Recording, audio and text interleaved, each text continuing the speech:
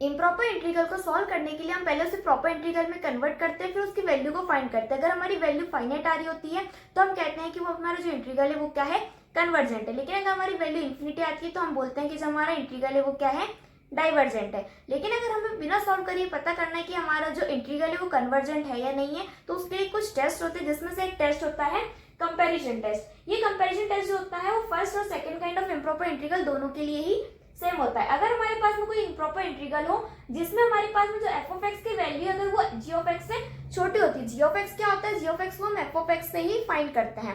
जो हमारे पास में एफ ऑफ एक्स होता है उसमें से हम क्या करते हैं, जो हमारी कांस्टेंट टर्म्स होती है उनको इग्नोर कर देते हैं। जो हमारे पास में लो पावर ऑफ टर्म्स होती हैं उनको भी हम इग्नोर कर देते हैं, या फिर जो हमारे पास में लॉगरिथमिक टर्म्स हो या ट्रिग्नोमेट्रिक फंक्शंस हो उनको भी हम इग्नोर कर देते हैं। तो हमारे पास में जो बचा हुआ वैल्यू होती है उसको हम जी ऑफ एक्स कंसिडर करते हैं।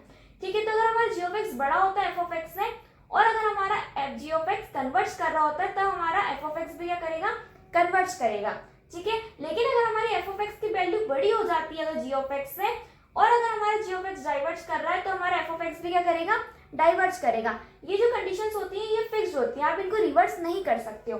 मतलब अगर हमारी जी ऑफ एक्स की वैल्यू बड़ी होती है और अगर जी ऑफ एक्स डाइवर्ट्स कर रहा होता है तो हम एफ ऑफ एक्स के बारे में नहीं कह सकते कि वो हमारा डाइवर्ट्स करेगा या कन्वर्ट्स करेगा, उसके लिए हमें अलग से उसको सेपरेटली सॉल्व करना होगा।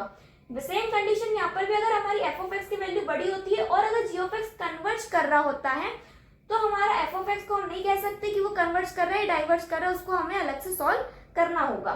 ठीक है, इसके लिए एग्जांपल भी log x अपॉन x की पावर 3/2। यहाँ से अगर हमें g ऑफ x की वैल्यू चाहिए तो हम क्या लेते हैं, 1 अपॉन x की पावर 3/2। अब यहाँ से हमारे पास हमने क्या करा, log x को इग्नोर कर दिया। क्यों? क्योंकि हमने बात करी जो हमारे ट्रिग्नोमेट्रिक फंक्शन लॉगरिथमिक फंक्शन उन सबको हम इग्नोर कर देते हैं।